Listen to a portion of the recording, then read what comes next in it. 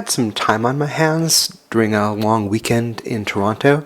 I had a layover that was supposed to last an hour, and it actually lasted for 3 days because of a terrible ice storm. So I just started to explore, and I had been to Toronto many times in the past. And I have a friend who's a city planner in Southern California, and he was curious about what was going on in Mississauga. Mississauga is a suburb about 20 minutes away from Toronto. It happens to be where the airport is, so I was close at hand, and I figured, why not? Let's go check it out. Mississauga, since the early 1970s, had pursued a policy of upscale suburban growth and development. So after 40 some years, Mississauga had built the nicest regional shopping mall and the best McMansion subdivisions and the nicest golf courses, and it had really just transformed itself in a way that distinguished it from its neighbors, which had also started out as sort of blue-collar, semi-industrial towns, places like Kitchener and Hamilton. And Mississauga just decided to go into a completely different direction. And they were successful at it. I mean, they really did the best possible upscale suburban thing. It's very much like Schaumburg, Illinois, or Bellevue, Washington, or sort of Cherry Creek outside of Denver. It's that same kind of thing. But they really did it on a large scale. And it worked really well in terms of the city financing for a long time, because every time there was a new subdivision or a new shopping center or a new office park, the city coffers filled with impact fees and upfront money from the developers, and the developers basically paid for the infrastructure that was going in. So taxes were very, very low, and city services were pretty high, which is what everyone was going for. The problem is that now Mississauga is into the next life cycle of all of that infrastructure, and it's starting to get expensive to maintain.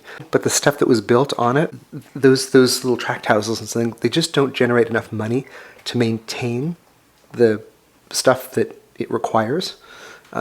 So they're starting to run into money problems where the city just has to start thinking about what do we cut back on, or how do we raise taxes. And neither of those were really fun, for the town to contemplate. So they actually did something fairly bold. I think it was back in around 2005, 2006. They decided that they were going to start to densify Mississauga, and they were going to start transforming it from a suburb to a proper city. And of course, they looked to Toronto as a model. Toronto has been very, very successful in terms of lots of these sort of glassy skyscrapers and luxury condo towers and things that went up. And so they started to build big buildings in the middle of the sprawl, specifically around the regional shopping mall, the Square One shopping mall. And it sort of works a little bit, except it doesn't. They're not really building a city. What they're doing is they're building a lot of big buildings on a suburban chassis. And the roads are becoming overwhelmed by traffic, because you can't pack that many people onto the existing, cul-de-sac and strip mall network and have it work. And now they're running into physical problems with gridlock and other problems. So they're having to rethink their spread out development plan. And it's going to be interesting to see how these things pan out. One comment about the way I filmed this stuff. I had a friend from Sweden come visit me years ago, and like all people who visit the States for the first time, they have this long list of things that they want to see. They want to go to the Grand Canyon, and they want to go to, the Niagara Falls, and they want to see everything. And he noticed that as I walked around photographing things, that I constantly tried to crop my photographs so that you didn't see the parking lot and you didn't see the high tension electrical wires and all the ugly crap. And he said, John, that's what America looks like. That's most of what America is. Why don't you just sort of, just acknowledge that, that what you see as you go around America is mostly what you see through the windshield of your car. Why not just do that? Because that's what it really looks like, and make that the focus of your photography.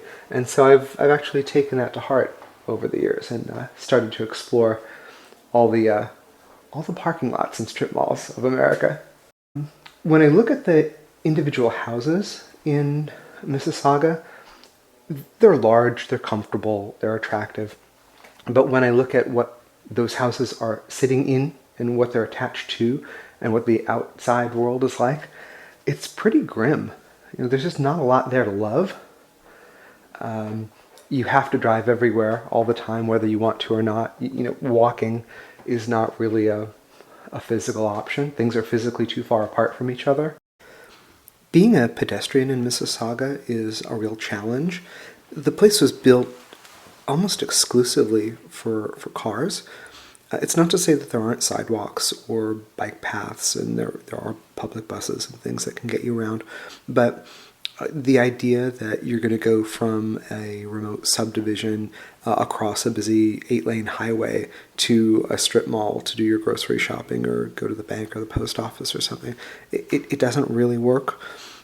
Even if you live in one of the luxury high-rises in, downtown Mississauga, it's still really just not made for people. It was built with the intention that people would drive everywhere for everything, and that's what the infrastructure provides for.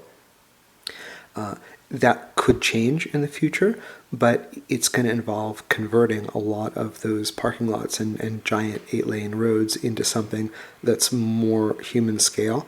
And it's not always just about what's physically possible and what's safe. It's also about what's pleasant. Getting people to walk even short distances is difficult if it's an unpleasant experience.